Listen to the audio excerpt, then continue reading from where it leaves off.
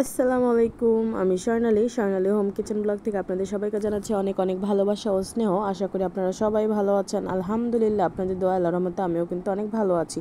তো আপনারা ইতিমধ্যে হয়তোবা দেখে বুঝে গিয়েছেন আমি আজকে আপনাদের সাথে কি রেসিপি শেয়ার করব। তো কম বেশি তো আমরা সবাই জানি নুডলস কীভাবে রান্না করতে হয়, বাট আজকে আমি নুডলসের সাথে পাস্তা কীভাবে রান্না করতে হয় এইটা আপনাদের দেখাবো। তো অনেকে হয়তো বা এটা আপনারা পারেন, আবার অনেকে হয়তো বা পারেন না। তো যারা পারেন না অবশ্যই আমার ভিডিওটা ফুল দেখবেন।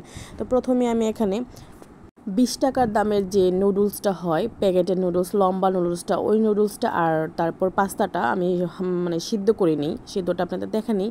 তো সিদ্ধ করে নিই। তারপর এখানে সিদ্ধ করা হয়ে গেলে তারপর আমি এখানে কড়াইতে ছোটো ছোটো গ্রেট করা পেঁয়াজ আর তেল দিয়ে দিই। মোটামুটি প্রথমত আমি তেল দিয়ে দিই। তেল দিয়ে ছোটো ছোটো গ্রেট করা যে পেঁয়াজটা হয় ওটা দিয়ে দিই। তারপর এখানে স্বাদ মতো বা ইচ্ছা মতো আপনাদের ঝাল যতটুকু পছন্দ ততটুকু অনুযায়ী আপনারা মরিচটা দিয়ে দিবেন। তারপর এখানে একটু আস্ত বড় বড় সাইজের আমি এখানে পেঁয়াজ দিয়ে দিই যাতে খেতে ভালো লাগে।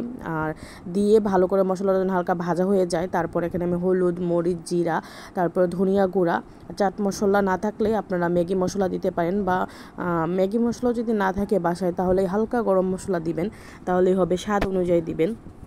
দিয়ে ভালো করে আমি নেড়েচেড়ে মশলাটা কষিয়ে নিই। তারপর আবার একটু পানি দিয়ে আমি আবারও মশলাটা ভালো করে কষিয়ে নিই। আপনারা দেখতেই পাচ্ছেন এখানে আমি 2টা ডিমও দিয়ে দিই। 2টা ডিম দিয়ে আবারও আমি ভালো করে নেড়েচেড়ে নিচ্ছিলাম যাতে একসাথে দলা পেতে না যায়। তো এখানে আমি ভালো করে সুন্দর করে নেড়েচেড়ে সুন্দর ভাজা ভাজা করে নিয়েছি, দেখতেই পাচ্ছেন। তো ভাজা ভাজা কমপ্লিট হয়ে গেলে আমরা যে সিদ্ধ করে রেখেছিলাম আমরা যে সিদ্ধ করে রেখেছিলাম নুডলসটা আর পাস্তাটা, নুডলসটা কিন্তু সিদ্ধ হতে বেশি সময় লাগে না, বাট পাস্তাটা একটু সময় লাগে।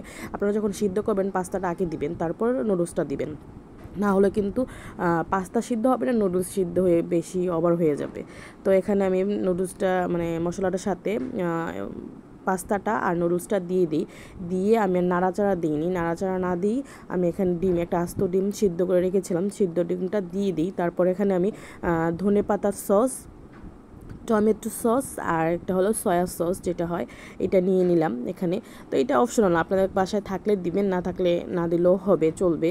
শুধু টমেটো সসটা দিলেই চলবে। এখানে আমি 1 থেকে 1.5 চামচের মতো ধনেপাতার যে সসটা হয় এই সসটা দিয়ে দিই। তারপর এখানে আমি টমেটো সসটা দিয়ে দিই 2 থেকে 2.5 চামচের মতো দিয়ে দিই এখানে। তারপর আপনারা সয়া সসটা দিবেন 1.5 চামচের মতো, বুঝছেন।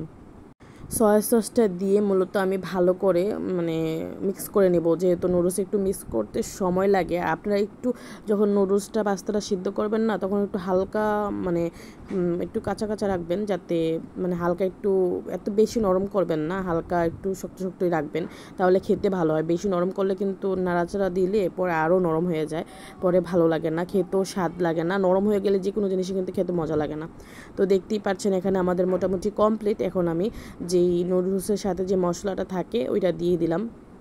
অনেক মজা হয়েছিল, বলার মতন না। তারপর এখানে আমি আবারও নেড়েচেড়ে উল্টিয়ে পাল্টিয়ে সুন্দর করে নিব। দেখতেই পাচ্ছেন কি সুন্দর হয়েছে কালারটা। আমি আপনাদের সাথে পরিবেশন করেও দেখাবো। তো আমার ভিডিওটি যদি আপনাদের ভালো লাগে অবশ্যই আমার ইউটিউব চ্যানেলটা সাবস্ক্রাইব করে রাখবেন। আপনারা যদি আমার ফেসবুক চ্যানেল থেকে দেখেন তাহলে অবশ্যই আমার ফলো দিয়ে রাখবেন।